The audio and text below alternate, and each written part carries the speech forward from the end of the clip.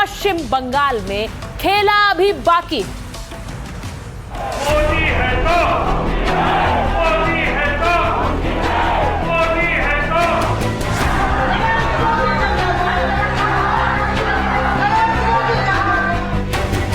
বাংলায় পরিবর্তন হয়ে গেছে।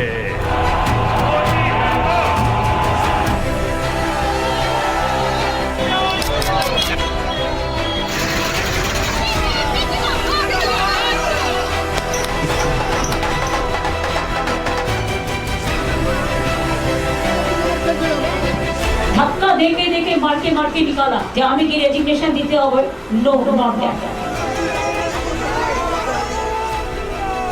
আমাদের লড়াইটা বিজেপির সাথে ছিল না, আমাদের লড়তে হয়েছে ভিলেন ইলেকশন কমিশন।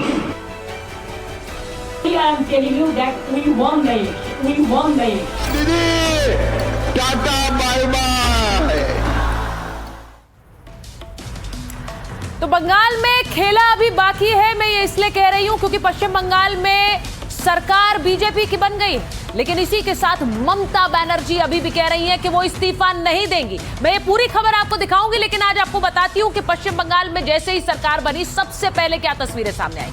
आसनसोल में 15 साल पुराना मंदिर, उसके कपाट खोल दिए गए, दरवाजे खोल दिए गए, उस मंदिर में पूजा पाठ शुरू हो गई। आज सबसे बड़ी जो खबर है वो ये कि किस तरह जगह जगह बीजेपी की जीत का जश्न मनाया जा रहा है। और आसनसोल का ये मंदिर, इसको पूरा दिखाइए।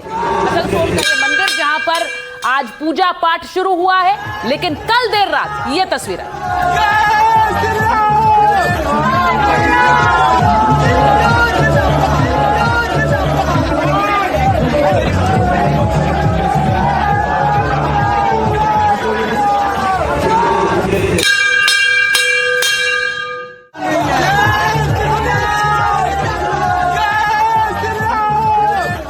मंदिर सालों से बंद था, आज खुला है। कैसे देख रहे हैं और क्या उत्साह है? नहीं, ये तो हम लोग को पूरा भरोसा था कि बीजेपी गवर्नमेंट आएगी, ये मंदिर भी खुलेगा, मंदिर का पीछे का जो अतिक्रमण है वो भी हटेगा, अच्छा ही अच्छा होगा। जय श्री राम, जय श्री राम।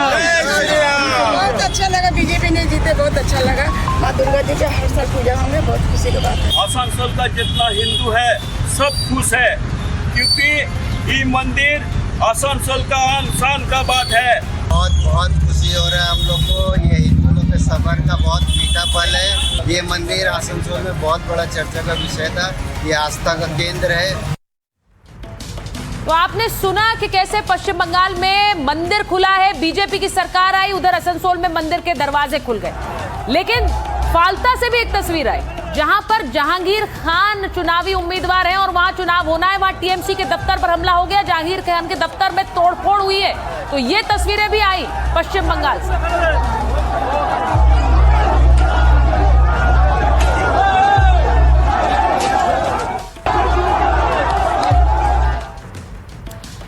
जहां एक तरफ जहांगीर खान के दफ्तर पर यह तोड़फोड़ हुई है, उस बीच आज सबसे बड़ी खबर ममता बनर्जी ने दे दी। उन्होंने आज प्रेस कॉन्फ्रेंस की।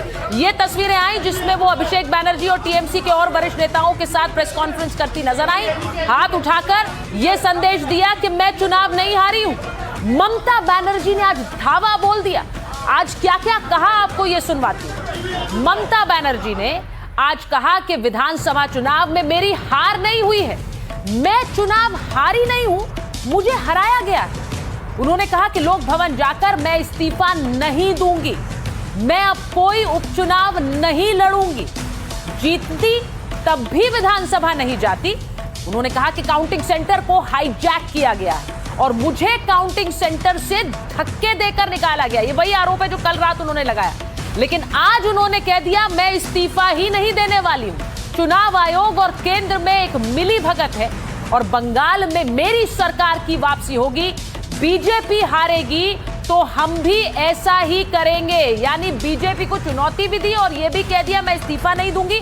मैं आगे आपको यह भी बताऊंगी कि अगर ममता इस्तीफा नहीं देंगी तो क्या होगा, लेकिन पहले सुनिए आज ममता बनर्जी ने क्या कहा। জোর করে দখল করে যদি কেউ মনে করে যে আমি কি রেজিগনেশন দিতে হবে, no not that. Now also I want to say that we didn't lose the election. It is their forceful attempt to defeat us.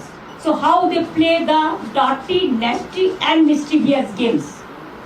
I have never seen this type of election in my life. All the allies of United India Alliance, Indian Alliance, they said we are totally, absolutely with you. I think our solidarity will be united and strong for the next days. तो ममता बनर्जी कह रही हैं कि मैं अब चुनाव हारी नहीं, मुझे हराया गया है। आगे आपको यह भी बताऊंगी कि किन किन सीटों पर सबसे ज्यादा वोट कटे और वहां टीएमसी जीती या हारी। लेकिन आपको यह बताती हूं कि ममता बनर्जी जब कह रही है कि मैं चुनाव नहीं हारी हूं, दूसरी तरफ पश्चिम बंगाल में क्या हो रहा है। हावड़ा के टीएमसी दफ्तर पर यह देखिए किस तरह से तोड़फोड़ हुई। अब टीएमसी के दफ्तर में तोड़फोड़, इस पर बीजेपी के नेताओं से सवाल पूछे गए। बीजेपी के नेता कह रहे हैं ये आम लोग हैं जिनका गुस्सा फूट रहा है ममता बनर्जी पर। इसको पूरा दिखाइए, ममता बनर्जी पर गुस्सा फूट रहा है और वो जाकर टीएमसी के दफ्तर पर ये तोड़फोड़ कर रहे हैं। ये तस्वीरें देखिए। अब ये आसनसोल से आई, यहां पर टीएमसी के दफ्तर में कैसे तोड़फोड़ मची है। दरवाजा खोला गया और वहां पर जाकर टीएमसी और ममता के पोस्टर फाड़े गए।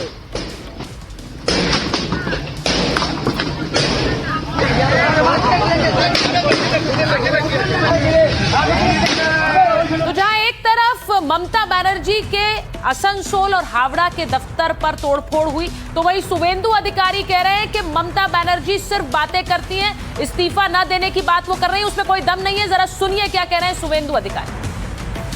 इसमें पार्टी प्रवक्ता बताएगा, कॉन्स्टिट्यूशन में सब लिखा हुआ है, ज्यादा बोलने की जरूरत है। इसमें पार्टी प्रवक्ता बताएगा, कॉन्स्टिट्यूशन में सब लिखा हुआ है, ज्यादा बोलने की जरूरत है। সিএম বলছেন, মমতা ব্যানার্জি বলছেন উনি পদত্যাগ রেজিগনেশন দেবেন না, পদত্যাগ করবেন না, ওনাকে জোর করে হারিয়ে দেওয়া হয়েছে, উনি কেন রেজিগনেশন দেবেন, এটা কি হতে পারে?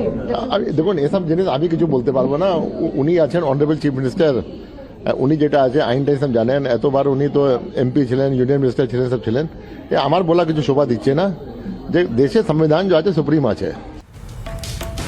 तो चुनाव आयोग कह रहा है कि ये संविधान से चलने वाला देश है, मुख्यमंत्री कुछ भी कहती रहे, इस्तीफा नहीं देंगी, उसके कोई मायने नहीं है। अब आपको सुनवाती हूं कि अगर ममता बनर्जी नहीं इस्तीफा देती हैं तो संवैधानिक विशेषज्ञ क्या कहते हैं, क्या हो सकता है? क्या 2 दिन जब तक विधानसभा भंग नहीं होती, क्या कोई बड़ा फैसला ममता बनर्जी ले सकती हैं? जरा देखिए। इस्तीफा नहीं देने से ऐसा नहीं है कि मुख्यमंत्री पद पर बनी रहेंगी। वो गवर्नर अभी जो है कॉन्स्टिट्यूशन के हेड होते हैं किसी भी स्टेट में, और गवर्नर के पास पावर होता है कि अगर मेजॉरिटी जो वहां पर पार्टी है वो मेजॉरिटी में नहीं है, उसके पास विधानसभा में बहुमत नहीं है सरकार बनाने का, तो उसको पद पर रहने का अधिकार नहीं। उसके लिए गवर्नर को जो उचित निर्णय होता है वो गवर्नर ले सकते हैं, और गवर्नर की कॉन्स्टिट्यूशन की शक्तियों में निहित है। तो और इस्तीफा देने के लिए ऐसा भी जरूरी नहीं है कि ममता बनर्जी को राजभवन जाने की जरूरत है। वो ईमेल से भी, स्पीड पोस्ट से भी, बाई हैंड भी किसी भी तरह से इस्तीफा जो है वहां पर पहुंचवा सकती है। तो विशेषज्ञों का मानना है कि जब तक ममता बनर्जी चाहे वो इस्तीफा न देने की बात कह सकती है, लेकिन उसके कोई मायने नहीं है क्योंकि विधानसभा भंग होनी ही होनी। लेकिन इन सब के बीच जो विपक्ष के नेता हैं उनका समर्थन ममता बनर्जी को कैसे मिल रहा है, जरा ये आपको बताती हूं। राहुल गांधी ने कहा कि बंगाल में 100 से ज्यादा सीटों की चोरी हुई है, ये चुनाव चोरी, संस्था चोरी, अब चारा ही क्या है, राहुल गांधी कह रहे हैं। और वो इसलिए कह रहे हैं क्योंकि इस पूरे चुनाव दौरान जब उन्होंने ममता बनर्जी का विरोध किया, लेकिन जैसे ही चुनाव के नतीजे आए वो ममता के साथ खड़े नजर आ रहे हैं। अब आपको बताती हूँ, अखिलेश यादव जो कि बंगाल आए भी और ममता बनर्जी के लिए उन्होंने बाकायदा चुनाव प्रचार किया, वो क्या कह रहे हैं? वो कह रहे हैं राजनीतिक इतिहास में ये घनघोर काला दिन, आज देश आक्रोशित है और लोकतंत्र व्यथित है। जनमत की खुली लूट कैसे हुई है ये इन चुनावों ने दिखा दिया है। तो वो भी ममता बनर्जी की सीट लूट की बात के साथ समर्थन में आए हैं। अरविंद केजरीवाल क्या कह रहे हैं? अरविंद केजरीवाल ने कहा कि 2016 में मोदी लहर में बीजेपी ने बंगाल में 3 सीटें जीती थी, लेकिन जब मोदी जी की लोकप्रियता पाताल में है तब कैसे जीत गए? तो वो सवाल उठा रहे हैं पश्चिम बंगाल की जीत पर और सीधे सीधे कह रहे हैं कि ये जीत कैसे मुमकिन है। अब आप सोचिए कि ममता बनर्जी आरोप लगा रही, 100 सीटें चोरी हो गई, आरोप लगाया जा रहा है कि एसआईआर के जरिए उनके समर्थकों के वोट काटे गए। लेकिन जिन 20 सीटों पर सबसे ज्यादा वोट कटे उनमें से 13 सीटों पर ममता की पार्टी ने ही जीत हासिल की। मैं आज आपको 5 डिलीशन वाली सीटों का नतीजा दिखाती हूं, क्योंकि बार बार ममता ये कहती है कि इस सीट वोट काटे गए, वोट चोरी हुई और उसके चलते चुनाव में सीटें लूटी गई। अब आपको बताती हूं कि शमशेरगंज यहां पर 74,775 वोट कटे, लेकिन जीत हुई टीएमसी की। इसी के साथ आपको बताऊं कि लाल गोला सीट पर 55,420 नाम काटे गए, लेकिन इस सीट पर जीत हुई टीएमसी की। इसी के साथ अगला आपको बताऊं कि भगवान गोला में वोट कटे 47,493, लेकिन जीत वहां पर भी टीएमसी की हुई। ये सबसे ज्यादा जिन सीटों पर वोट कटे हैं वो पहली 5 सीटें आपको बता रही हूं। अब आपको अगला बताती हूं। रघुनाथगंज में 46,100 वोट कटे, लेकिन जीत यहां पर भी टीएमसी की हुई। और इसी के साथ मेटिया बुर्ज में जहां पर 39,569 वोट कटे थे, यहां पर भी जीत टीएमसी की हुई। और ये आंकड़े इसलिए बताना जरूरी है क्योंकि जहां जहां वोट कटे, सबसे ज्यादा जिन सीटों पर वोट कटे उनमें 20 में से 13 टीएमसी के पाले में गई है और उनमें से 5 मैंने आपको दिखाया।